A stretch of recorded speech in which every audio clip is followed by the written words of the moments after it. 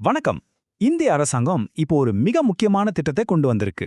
இது பார்க்கறதுக்கு பாலின சமத்துவத்துக்கான ஒரு திட்டமா ஆரம்பிச்சாலும், இது நம்ம நாட்டின் ஒட்டுமொத்த அரசியல் வரைபடத்தையே மாத்தி எழுதக்கூடிய அளவுக்கு சக்தி வாய்ந்தது.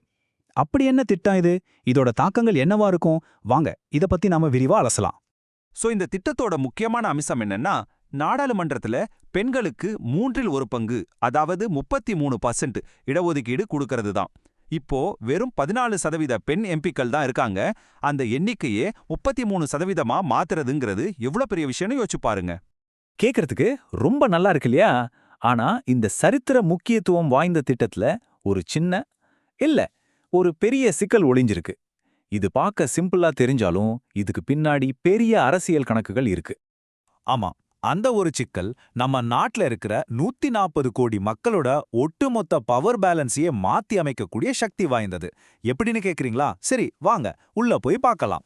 சரி, அந்த நிபந்தனை என்னன்னா, இந்த மகளிர் இடஒதுக்கீட்டு மசோதாவை உடனே அமல்படுத்த முடியாது. அதுக்கு முன்னாடி எல்லை நிர்ணயம், அதாவது டீலிமிட்டேஷன்னு ஒரு ரொம்பவே சிக்கலான வேலையை முடிச்சாகணும்னு அரசாங்கம் சொல்லியிருக்கு. அதுதான் அந்த நிபந்தனை. அப்போ இந்த டிலிமிட்டேஷன்னா என்ன? ரொம்ப சிம்பிளா சொல்லணும்னா, சென்சஸ், அதாவது மக்கள் தொகை கணக்கெடுப்பு நடத்துவாங்க இல்லையா?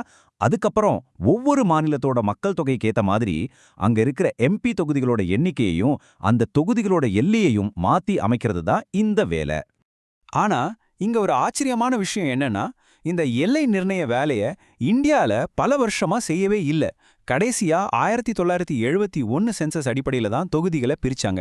அதுக்கப்புறம் கிட்டத்தட்ட 50 வருஷமா இது முடக்கி வைக்கப்பட்டிருக்கு. ஏன்னா இதனால மாநிலங்களுக்கு நடுவுல பவர் இம்பேலன்ஸ் வந்துடும்னு ஒரு பயம். சரி, இப்போ இந்த மாற்றத்தை அமல்படுத்தினா என்ன ஆகும்னு பாருங்க. இப்போ நம்ம லோக்சபால 543 சீட் இருக்கு. இந்த புது திட்டத்துக்கு அப்புறம் அது கிட்டத்தட்ட 850 சீட்டா மாறப்போகுது. அதாவது 300க்கும் அதிகமான புது எம்பி தொகுதிகள் உருவாகும். யோசிச்சு பாருங்க, எவ்வளவு பெரிய மாற்றம் இது. அரசாங்கத்தை பொறுத்த வரைக்கும் இந்த மசோதாவும் சரி, இந்த எல்லை நிர்ணயமும் சரி, இது ஒரு வரலாற்று சிறப்புமிக்க பாசிட்டிவான ஒரு ஸ்டெப். பிரதமர் மோடி என்ன சொல்றாருன்னா, இதனால பெண்கள் அதிகாரம் பெறுவாங்க, அவங்களுக்குரிய மரியாதை கிடைக்கும், இதனால நம்ம பார்லிமெண்ட்டை இன்னும் செழுமையாகும்னு சொல்றாரு. சரி, எல்லாம் நல்லா தானே இருக்கு. அப்புறம் எங்க தான் பிரச்சனை நீங்க கேட்கலாம். இங்க தான் விஷயத்தோட மையப்புள்ளிக்கே வரும். மக்கள் தொகை அடிப்படையில சீட்களை மறுபடியும் பிரிக்கும்போது இந்தியாவுக்குள்ள ரொம்ப நாளா இருக்கிற ஒரு பெரிய பிளவு, அதாவது வடக்குக்கும் தெற்குக்கும் இடையான பிளவு வெளிச்சத்துக்கு வருது. நீங்க பாத்தீங்கன்னா தென் மாநிலங்களுக்கும் வட மாநிலங்களுக்கும் இடையில பல அடிப்படை வித்தியாசங்கள் இருக்கு. மக்கள் தொகை வளர்ச்சி, சுகாதாரம், பொருளாதாரம்னு எல்லாத்துலயுமே. இப்போ என்ன பிரச்சனைனா, மக்கள் தொகை வளர்ச்சியை கட்டுப்படுத்துறதுல தென் மாநிலங்கள் ரொம்பவே சிறப்பா செயல்பட்டிருக்கு. ஆனா புதுசா மக்கள் தொகை அடிப்படையில சீட்டுகளை பிரிக்கும்போது குறைவான மக்கள் தொகை இருக்கிறதால தங்களோட அரசியல் செல்வாக்கு குறைஞ்சிருமோன்னு தென்னிந்திய மாநிலங்கள் பயப்படுறாங்க. இதுதான் முக்கியமான கவலை. இந்த நம்பர்ஸை பாருங்க. தமிழ்நாடு, கேரளா, ஆந்திரா, கர்நாடகா, தெலங்கானா, இந்த 5 தென் மாநிலங்களையும் சேர்த்தா இந்தியாவோட மொத்த மக்கள் தொகையில சுமார் 20%, அதாவது 5ல் ஒரு பங்கு தான் வருது. அதனால தான் தென் மாநிலங்கள் ஒரு கேள்வியை எழுப்புறாங்க. குடும்ப கட்டுப்பாடு, கல்வி, சுகாதாரம்னு எல்லாத்துலயும் முன்னேறி மக்கள் தொகையை கட்டுப்படுத்தினது ஒரு குற்றமா? எங்களுடைய இந்த முன்னேற்றத்துக்காகவே எங்களுக்கு தண்டனை கிடைக்குதான்னு கேக்குறாங்க. இதுதான் அவங்களோட தர்ம சங்கடமான நிலைமை. இந்த உணர்வை வெறும் புள்ளி விபரமா பார்க்க முடியாது.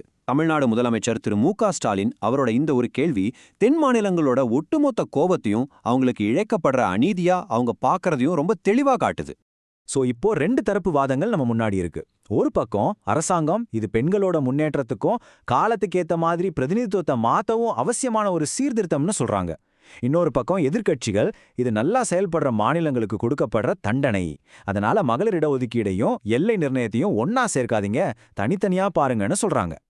இந்த அரசியல் விவாதங்கள் ஒரு பக்கம் இருக்கட்டும். சில நிபுணர்கள் இந்த திட்டத்துல இன்னும் தெளிவுபடுத்தப்படாத பல விஷயங்கள் இருக்குன்னு சொல்றாங்க. அது என்னென்ன கேள்விகள்னு இப்ப பார்க்கலாம். முதலாவதா ரொம்ப முக்கியமான கேள்வி. புதுசா சென்சஸ் எடுக்க வேண்டிய நேரம் வந்தாச்சு. ஆனா அதை விட்டுட்டு ஏன் 2011ஆம் வருஷத்தை டேட்டாவா, அதாவது கிட்டத்தட்ட 15 வருஷம் பழைய ஒரு கணக்கெடுப்பை வச்சு இவ்ளோ பெரிய மாற்றத்தை செய்யணும்? அடுத்தது இந்த 33% இடஒதுக்கீடு. சரி, எந்த தொகுதிகளை பெண்களுக்கு ஒதுக்குவாங்க, அதை எப்படி முடிவு பண்ணுவாங்க, அதுக்கான வழிமுறை என்ன? இது ரொம்பவே குழப்பமான, நிறைய சர்ச்சைகளை உருவாக்கக்கூடிய ஒரு விஷயம். இன்னொரு கவலை என்னன்னா, இந்த புது சீட்களை மாநிலங்களுக்கு எப்படி பிரிச்சு கொடுப்பாங்க? அரசாங்கம் விகிதாச்சார அடிப்படையில, அதாவது ப்ரோராட்டா பேசிஸ்ல பிரிப்போன்னு சொல்லுது. ஆனா அதுக்கான தெளிவான ஃபார்முலா எதுவும் இல்ல. இதனால அதிக மக்கள் தொகை கொண்ட மாநிலங்களுக்கு சாதகமா போயிடுமோன்ற கவலையும் இருக்கு.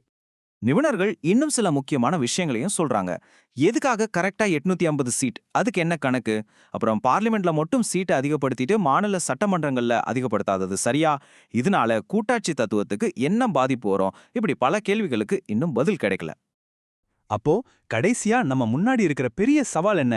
ஒரு பக்கம் பாலின சமத்துவங்கிற ஒரு அருமையான இலக்கு, இன்னொரு பக்கம் மாநிலங்களுக்கு இடையான அதிகார போட்டி, வடக்கு தெற்குன்னு பிளவுகள். இந்த பிராந்திய பிரிவினைகளை இன்னும் அதிகப்படுத்தாம இந்தியாவால பாலின சமத்துவத்தை அடைய முடியுமா? இதுதான் இன்னைக்கு நம்ம எல்லாரும் யோசிக்க வேண்டிய ஒரு முக்கியமான கேள்வி.